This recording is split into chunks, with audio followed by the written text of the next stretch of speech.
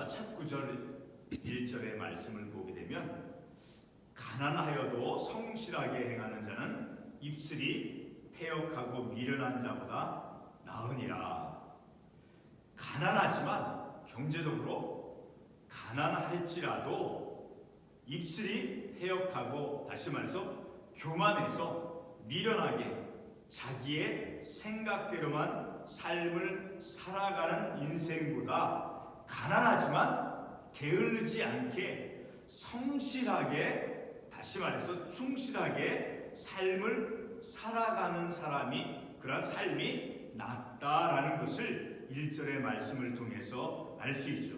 우리 같은 잠언 17장 1절의 말씀을 보게 되면, 17장 1절에 보면 마른 떡 한 조각만 있고도 화목하는 것이 제육이 집에 가득하고도 다투는 것보다 나으니라. 다시 말해서 먹을 양식이 적지만, 그러나 그 먹을 적은 양식이지만 함께 화목하게 가정에서 삶을 살아가는 화목한 것이, 비록 먹을 것이 많이 있지만 서로 다투는 그러한 삶보다, 그러한 가정보다 더 난 것이다 라는 것입니다. 마른 떡 한 조각만 있어도 화목한, 서로 비록 먹을 양식이 적지만 서로 화목한 것이 다투며 배부르며 다투는 그러한 삶보다 낫다라는 것을 이 말씀을 통해서 알 수 있는 것처럼, 가난하지만 성실하게 충실하게 삶을 살아가는 삶이 가치가 있음을 우리가 이 말씀을 통해서 알 수 있다라는 거죠. 우리 같은 잠언 28장 6절의 말씀을 통해서도 우리가 보게 되면 28장 6절에서 이렇게 말씀하고 있죠. 가난하여도 성실하게 행하는 자는 부유하면서 굳게 행하는 자보다 나으니라. 자, 가난하여도, 다시 반복이 되지만 가난하지만 늘 성실하게 신실하게 삶을 살아가는 그 삶이 우리의 삶 속에서 중요한 것이다 라는 것을 우리가 이 말씀을 통해서 알 수 있다라는 거죠. 2절 하반부에 보면 발이 급한 사람은 잘못하느니라. 늘 우리는 이러한 말씀을 통해서, 이러한 잠언의 말씀을 통해서 우리의 삶이, 비록 우리가 세상에 있는 어떤 지식이라든가 학교에서 얻은 지식을 많이 우리가 습득하지 못한다 할지라도 하나님의 말씀만을 가지고 우리의 삶을 살아가기에 충분하다라는 것을 우리 이런 말씀을 통해서 알 수가 있죠. 다시 말해서 오늘 이 말씀을 통해서 말이 급한 사람은 발이 급한 사람은 잘못 가느니라. 늘 하나님의 말씀에 따라서 생각하고 심착하며 그러한 믿음의 삶을 살아가야 됨을 우리가 이러한 말씀을 통해서 다시 한번 알 수 있죠. 자, 3절의 말씀을 보면 사람이 미련함으로 자기 길을 굽게 하고 마음으로 여호와를 원망하느니라. 그러니까 다시 말해 어리석은 사람은, 지혜 없이 삶을 살아가는 사람은 어떤 자신의 어떤 삶에 잘못되어진 부분을 자기 자신에게서 찾지 않고 하나님을 탓하고 원망한다라는 거예요. 그러니까 자신의 어떤 죄로 인해서 자신이 고통을 당하는 것, 자, 그런 것을 깨닫지 못한다라는 거예요. 우리 성경 말씀 에레미야 3장 39절의 말씀을 한번 찾아가 보겠습니다. 구약 성경 우리가 보고 있는 잠언을 지나서 이사야를 지나서 쭉 지나가 에레미야를 지나고 에레미야 3장 39절의 말씀을 보게 되면, 살아있는 사람은 자기 죄들 때문에 벌을 받나니 어찌 원망하냐. 원망할 수가 없다라는 거예요. 자신의 어리석음과 죄로 인해서 고통을 당하는 것, 그러니까 자기 자신의 어떤 삶의 잘못된 부분을 자기 자신에게서 찾지 않고 환경이나 다른 사람에게나 하나님께로 원망한다라는 거죠. 자, 그러한 어리석음을 우리는 피할 수 있어야 된다라는 거예요.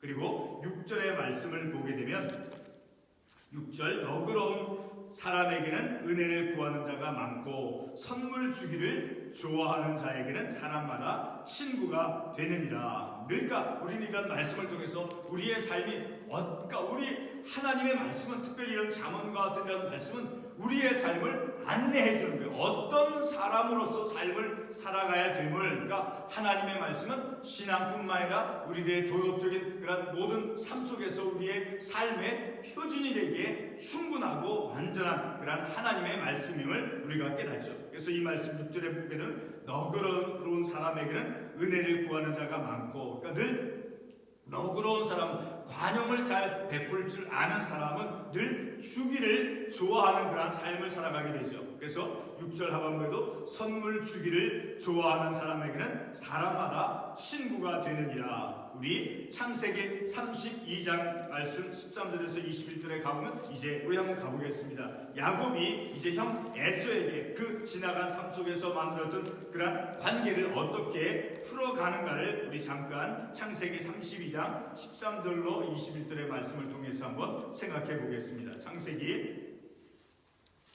32장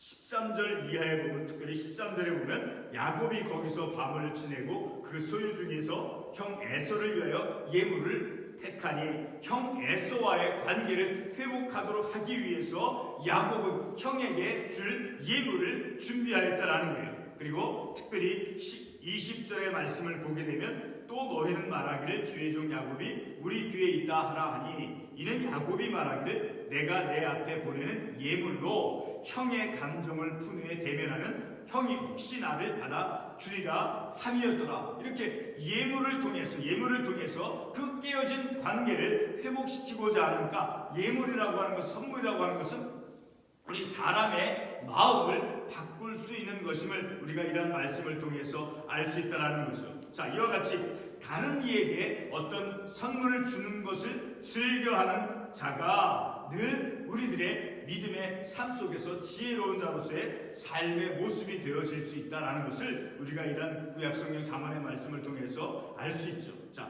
다시 7절의 말씀을 가면 가난한 자는 그의 형제들에게도 미움을 받거든 하물며 친구야 그를 멀리하지 아니하겠느냐. 비록 경제적으로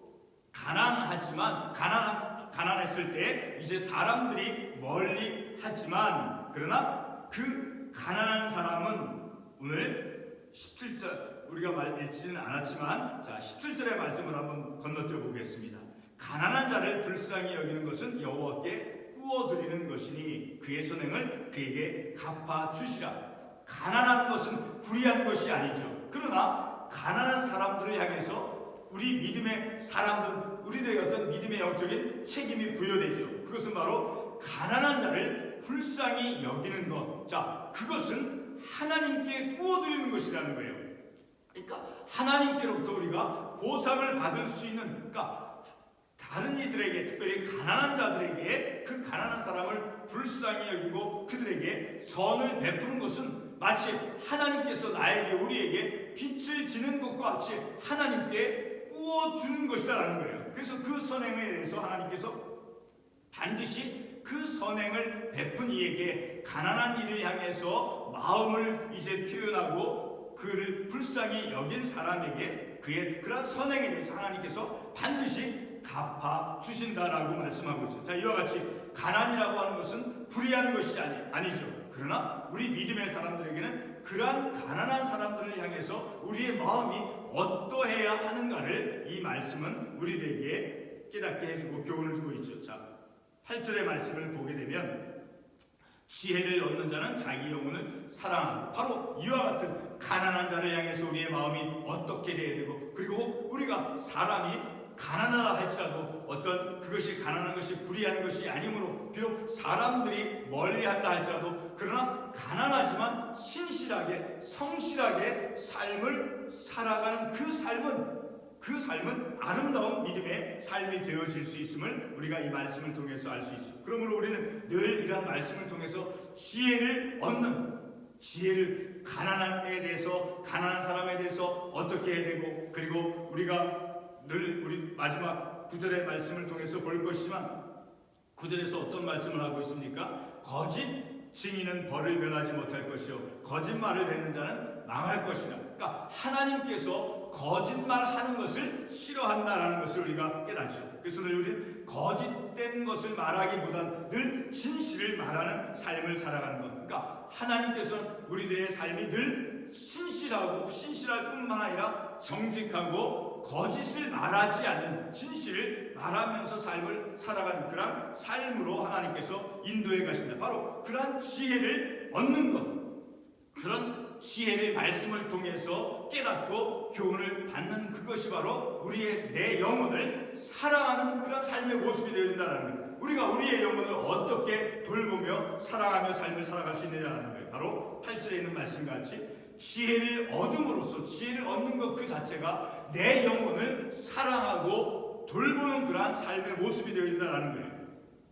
그리고 명철을 지키는 자는 복을 얻느니라. 늘 지혜로운 자로서, 명철하고 슬기로운 자로서 삶을 살아가는 그러한 삶의 길에는 하나님께서 반드시 복으로 인도해 주신다는 것을 우리가 이 말씀을 통해서 알 수 있죠. 오늘 우리가 이런 말씀을 통해서 하나님께서 늘 우리들의 믿음의 삶이 영적인 믿음의 영역이지만 그러나 도덕적이고 윤리적인 그런 삶 속에서 또 사회 속에서 우리가 어떻게 삶을 살아가야 되는가, 사회 안에 우리 믿음의 공동체 안에 우리의 이웃에 어떤 가난한 사람이 있을 때, 혹 그리고 내가 가난했을 때 내가 어떤 삶의 자세를 취하면서 삶을 살아가야 될 것인가 하는 것들을 우리들에게 말씀을 통해서 가르쳐주고 있죠. 그러니까 늘 우리는 이 하나님의 말씀은 우리의 삶을 어떤 영적인 믿음의 삶뿐만 아니라 도덕적인 그런 삶 속에서, 그리고 내 내면의 삶 속에서 우리의 믿음의 삶의 길을 어떻게 살아야 될 것인가를 인도해주는, 그리고 우리의 삶의 표준이 되어지는 그런 완전한